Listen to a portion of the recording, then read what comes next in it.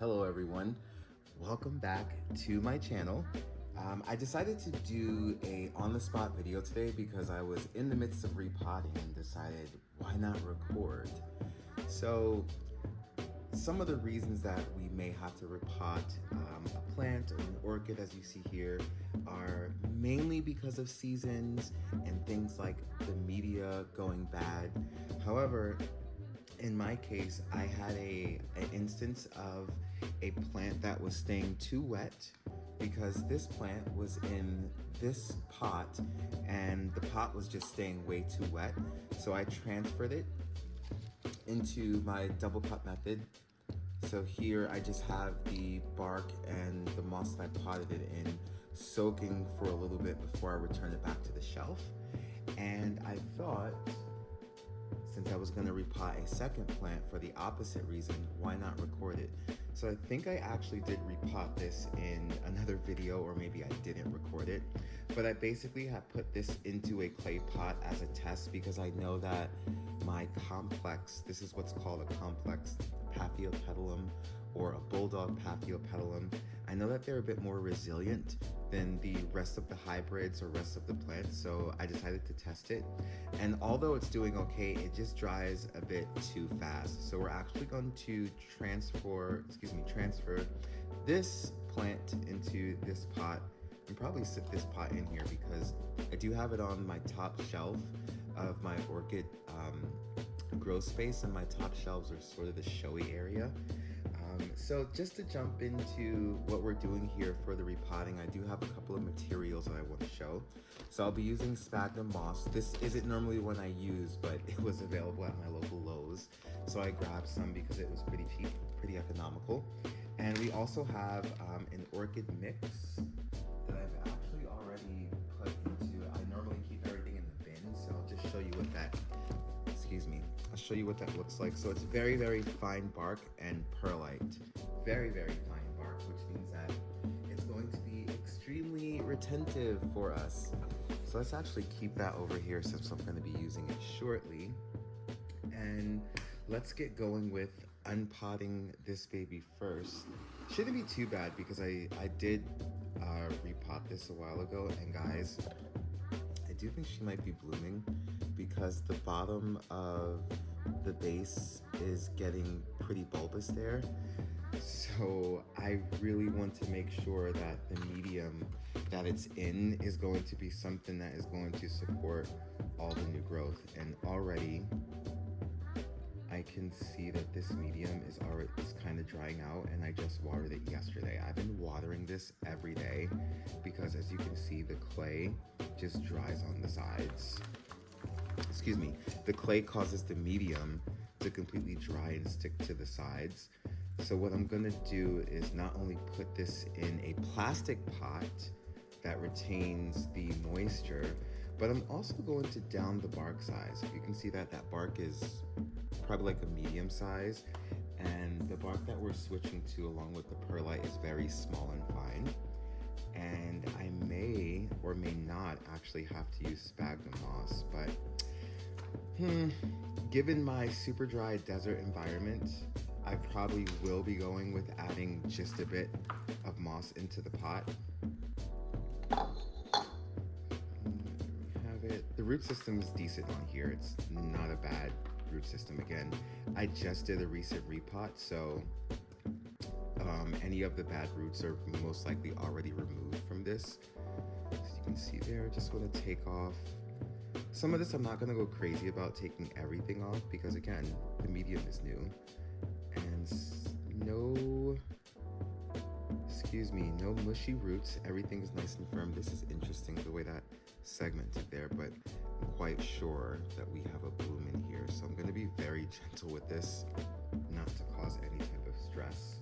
So put that there, and we'll prepare our new pot. Let me just get some of the moss by itself. Uh-oh, guys. Where did I put the moss? Give me a second, I'll come right back.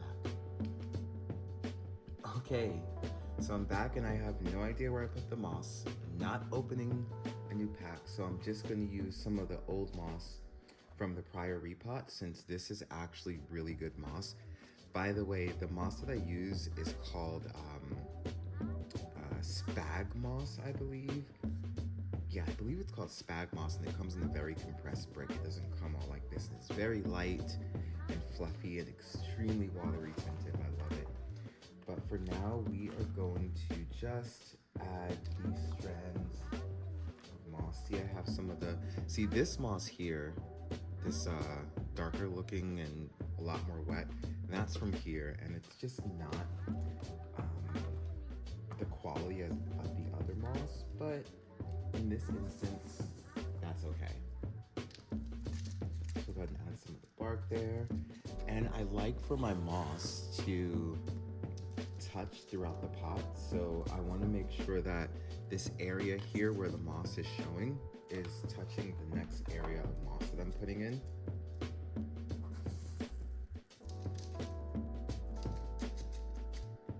So I'm going to make sure the moss is actually around the pot and not just in one area, but make sure that it's all touching each other.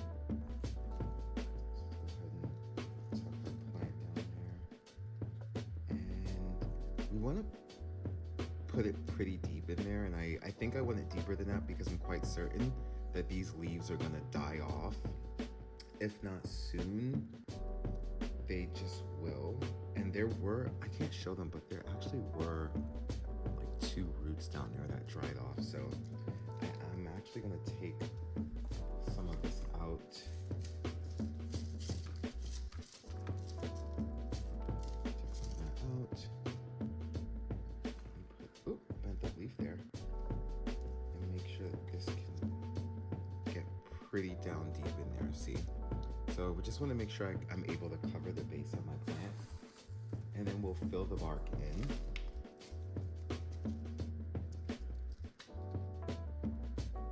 And the thing I love about small bark is that it really fills in those spaces and gaps that you may not be able to get using a bigger grade bark, no matter how much you shake and move your pot around. So see, we have these strands of moss that are actually connected to the bottom.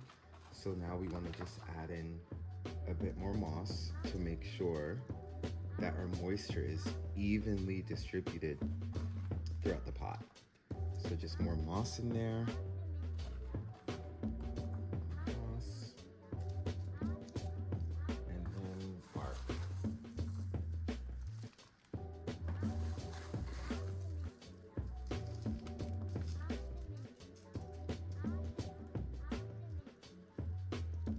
So we have more moss showing. So what I'm going to do is cover a little bit. Just cover a little with the bark. And then that exposed moss, we are going to ensure that we have more moss touching that. That way, again, all the moss throughout my entire pot is connected, because as this stuff seeps up water, it's going to travel, sort of like capillary action, it's going to travel up each strand and to the next strand that it's connected to. And that is something that the base of the orchid does love. So with your pots, normally the top does dry off faster, so I do ensure that there's ample moss connected everywhere from the top to the bottom to slow down that evaporation process. Alright. And I'll show you some things that I add to my pots, especially since it is springtime. So what I like to do is just push down on the sides of the pot to get that medium in there, and not too hard, because again, there's a lot of perlite in here and just a lot of stuff that you don't want to compact too much, but at the same time you don't want like a lot of air pockets, so it's best to compress as much as you can. So just add all that. Oh, now we're getting to some of the medium that's in the bottom. I just pulled a rock out there. Perfect. And what I like to do, I like to add in my fertilizer and my calcium. So I do use, actually, let me get back over here to the camera. I do use a slow release fertilizer for all my orchids. This is from Repot Me. I believe it's called like the MSU fertilizer. I'm actually not too sure, but it's a time release fertilizer that's also temperature specific. So it only releases into the pot when it's warm, AKA when the plant needs to feed. So because these are Paphs, I don't use a lot, very, very little. They don't need a lot of nutrients actually. They're very slow growers and slow feeders. And by the way, this is about a tablespoon, 5 cc's, whatever that means. I had to Google it. So there we have that. And then I like to add my garden lime, which is calcium. It's direct calcium, also temperature activated. So this will only dissolve in the water when it's warm, and we are in spring season. So we're approaching that those warm temperatures. And calcium also helps your leaves to be very, very strong and resilient, especially when it comes to disease. And I just sprinkle this. I cover almost the entire top. I will say, if you are using moss, or at least all moss, you want to stay away from this calcium because it makes it very hard and crunchy. But I have enough bark in here to sort of displace that. This look cute in here? No, we'll probably have to put it in a different pot. But anyway, that's gonna be in here for now. And what I'm gonna do is just let this soak. And by letting it soak, the bark will become moist, and any dry particles of moss will also become moist. And the moss will help to distribute the moisture throughout the pot so that I can resume with 1 time per week watering, as I always say in my videos. So there we have it. Nice potted Paph. That looks really nice. And we have it soaking in a bit of water so that the medium becomes nice and moist. We want to get that moist. I just posted a video about how to water Paph, so please check that out. I'll go ahead and put up my social media handles if you'd like to follow me. I probably won't be posting this picture because I try to post blooms and pretty foliage, but yes, as you can see with this limp leaf, even though I watered yesterday, the plant does need water, because when it is watered, this will just stand completely straight up as the rest of the leaves are here. And with that said, again, social media handles up there. Follow me, and I'll see you all in the next video. Thank you for watching.